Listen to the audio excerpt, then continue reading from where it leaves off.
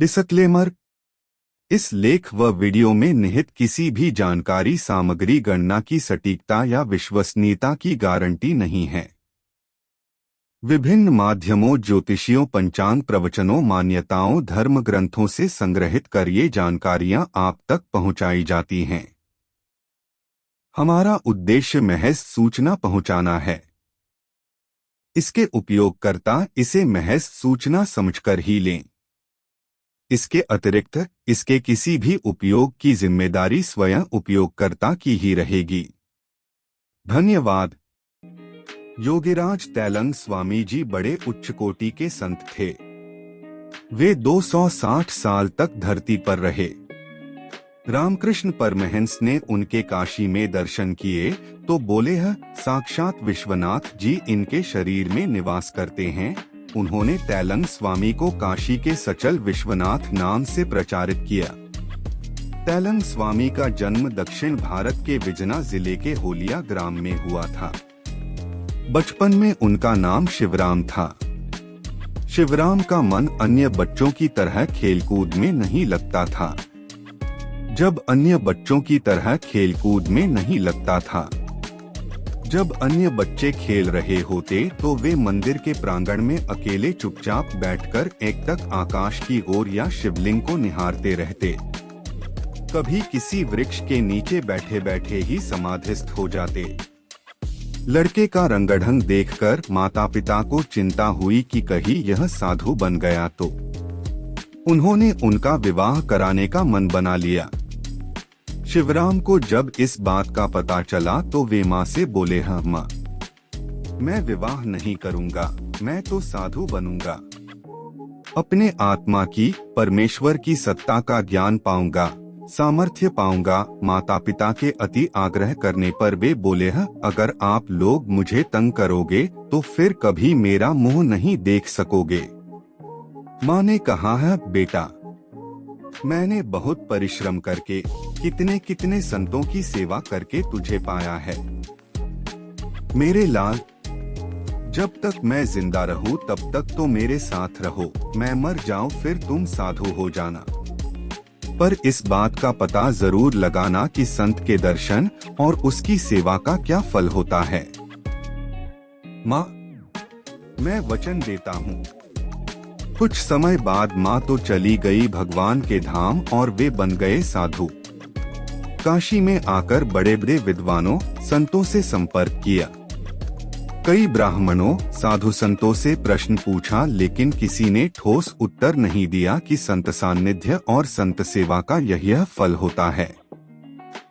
यह तो जरूर बताया कि है, एक घड़ी आधी घड़ी, आधी में पुनी आध। तुलसी संगत साध की, हरे कोटि अपराध। परंतु यह पता नहीं चला कि पूरा फल क्या होता है। इन्होंने सोचा, अब क्या करें। किसी साधु ने कहा है, बंगाल में बर्दवान जिले की कटवा नगरी में गंगा जी के तट पर उद्दारणपुर नाम का एक महाश्मशान है। वही रघुनाथ भट्टाचार्य स्मृति ग्रंथ लिख रहे हैं। उनकी स्मृति बहुत तेज है। वे तुम्हारे प्रश्न का जवाब दे सकते हैं। अब कहाँ तो काशी और कहाँ बंगाल, फिर भी उधर गए। रघुनाथ भट्टाचार्य ने कहा है, भाई, सतन के दर्शन और उनकी सेवा का क्या फल होता है यह मैं नहीं बता सकता। हाँ, उसे जानने का उपाय बताता हूँ। तुम नर्मदा किनारे चले जाओ और 7 दिन तक मार्कंडेय चंडी का संपुट करो। संपुट खत्म होने से पहले तुम्हारे समक्ष एक महापुरुष और भैरवी उपस्थित होगी। वे तुम्हारे प्रश्न का उत्तर दे सकते हैं। शिवराम जी वहां से नर्मदा किनारे पहुँचे और अनुष्ठान में लग गए। देखो, भूख होती है तो आदमी परिश्रम करता है और परिश्रम के बाद जो मिलता है न वह पचता है। अब आप लोगों को ब्रह्म ज्ञान की तो भूख है नहीं, ईश्वर प्राप्ति के लिए पुरुषार्थ करना नहीं है, तो कितना सत्संग मिलता है, उससे पुण्य तो हो रहा है, फायदा तो हो रहा है, लेकिन साक्षात्कार की ऊंचाई नहीं आती। हमको भूख थी तो मिल गया गुरु जी का प्रसाद। अनुष्ठान का 5वां दिन हुआ तो भैरवी के साथ एक महापुरुष प्रकट हुए। बोले है क्या चाहते हो? शिवराम जी प्रणाम करके बोले है प्रभु, मैं यह जानना चाहता हूँ कि संत के दर्शन, सानिध्य और सेवा का क्या फल होता है। महापुरुष बोले है भाई, यह तो मैं नहीं बता सकता हूँ। देखो यह हिंदू धर्म की कितनी सच्चाई है। हिंदू धर्म में निष्ठा रखने वाला कोई भी गप्प नहीं कि ऐसा है ऐसा है। काशी में अनेक विद्वान थे, कोई गप मार देता, लेकिन नहीं, सनातन धर्म में सत्य की महिमा है। आता है तो बोलो, नहीं आता तो नहीं बोलो। शिवस्वरूप महापुरुष बोले है भैरवी, तुम्हारे झोले में जो 3 गोलियां पड़ी हैं, वे इनको दे दो। फिर वे शिवराम जी को बोले हैं, इस नगर के राजा के यहाँ संतान नहीं है, वह इलाज कर कर के थक गया है। ये 3 गोलियां उस राजा की रानी को खिलाने से उसको एक बेटा होगा, भले उसके प्रारब्ध में नहीं है। वही नवजात शिशु तुम्हारे प्रश्न का उत्तर देगा। शिवराम जी वे 3 गोलियां लेकर चले। नर्मदा किनारे जंगल में आंधी तूफानों के बीच पेड़ के नीचे 7 दिन के उपवास अनुष्ठान से शिवराम जी का शरीर कमजोर पड़ गया था। रास्ते में किसी बनिया की दुकान से कुछ भोजन किया और एक पेड़ के नीचे आराम करने लगे। इतने में एक घसियारा आया। उसने घास का बंडल एक ओर रखा।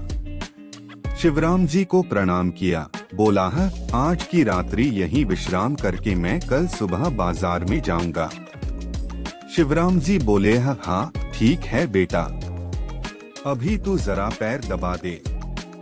वह पैर दबाने लगा और शिवराम जी को नींद आ गई तो वे सो गए। घसियारा आधी रात तक उनके पैर दबाता रहा और फिर सो गया।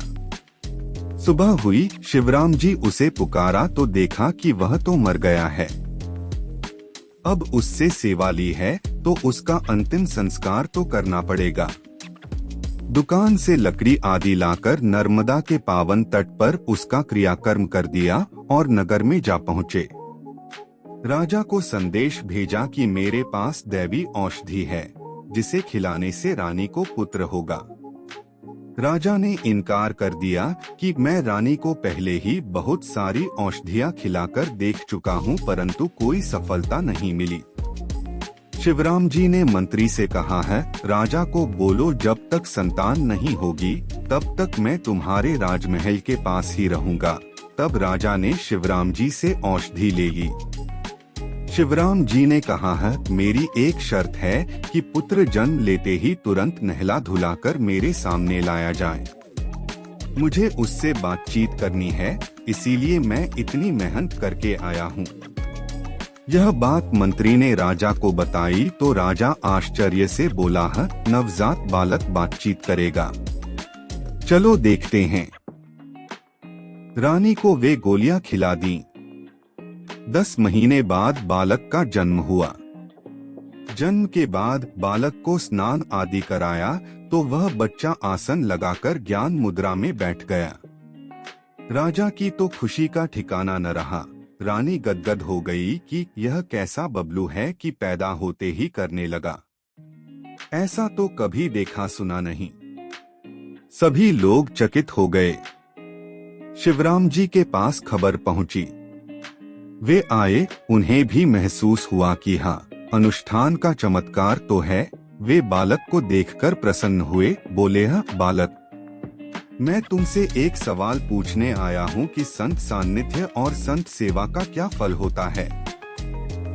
नवजात शिशु बोला है, महाराज, मैं तो एक गरीब, लाचार, मोहताज घसियारा था। आपकी थोड़ी सी सेवा की और उसका फल देखिए। मैंने अभी राजपुत्र होकर जन्म लिया है और पिछले जन्म की बातें सुना रहा हूँ। इसके आगे और क्या क्या फल होगा, इतना तो मैं नहीं जानता हूँ।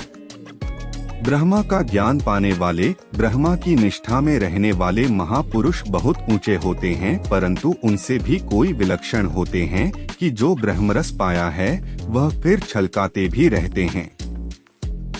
ऐसे महापुरुषों के दर्शन, सान्निध्य व सेवा की महिमा तो वह घसियारे से राजपुत्र बना नवजात बबलू बोलने लग गया। फिर भी उनकी महिमा का पूरा वर्णन नहीं कर पाया तो मैं कैसे कर सकता हूँ।